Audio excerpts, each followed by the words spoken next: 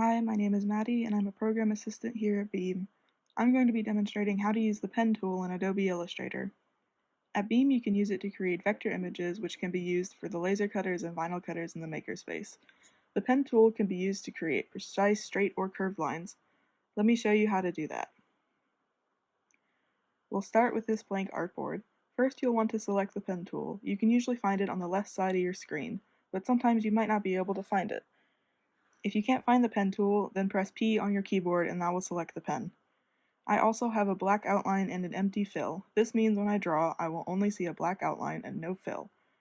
You can change the line and fill color later if you want. To make a straight line, click where you want one end of the line to be, then release the mouse. When you click and release, you are creating an anchor point. Anchor points are points the line connects to and can later be modified to change the shape and size of the line. If you move your cursor around the anchor point, you'll see a line.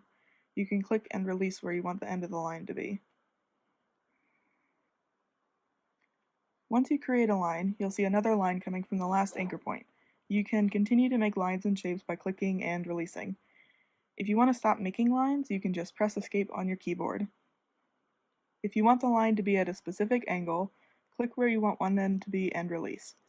Then hold down the Shift key on your keyboard. Now you can move your cursor around and find where you want the line to be, then click. Here I made a 45-degree angle line. The Shift key only allows you to move in 45-degree increments. If you want a specific angle, you can modify the line in the Properties panel.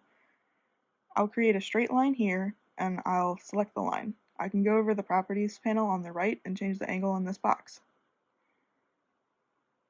To make a curved line, select the pen tool and click and release where you want the beginning of the line to be.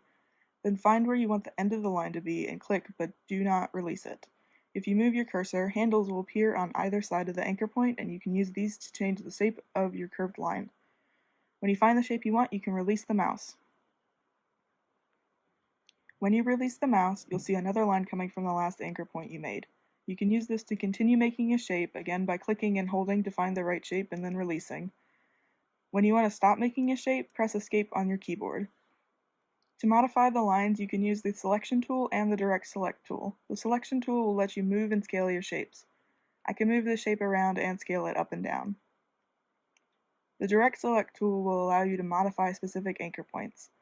Here I can change the curve of a line by clicking on the anchor point and then moving the handle around.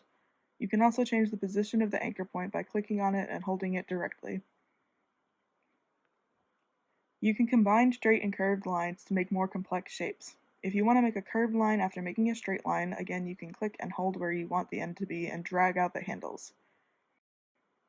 If you find that after a curved line you want to make a straight line but the line from the previous anchor point is curved, you can just click on the previous anchor point. When you complete a shape, you'll see a small circle next to your cursor. This means the shape will be closed. If you're making a stranger shape and you want to connect the previous anchor point to a point on another part of the shape, you might see the lines disappear. If you click when the line disappears, you'll delete the anchor point.